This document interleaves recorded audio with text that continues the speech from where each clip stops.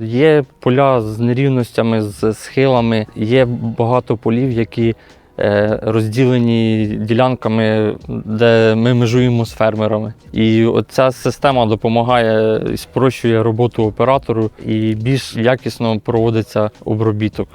Тобто для вас система стабілізації штанги є однією з пріоритетних виходить? Стабілізації штанги і те, що кожна форсунка окремо вимикається, що зменшує витрату засобів захисту рослин, води і робочого розчину. А чи рахували, до речі, економію щодо витрат робочого розчину за рахунок цієї системи? 10-15% ми економимо на засобах захисту і на воді.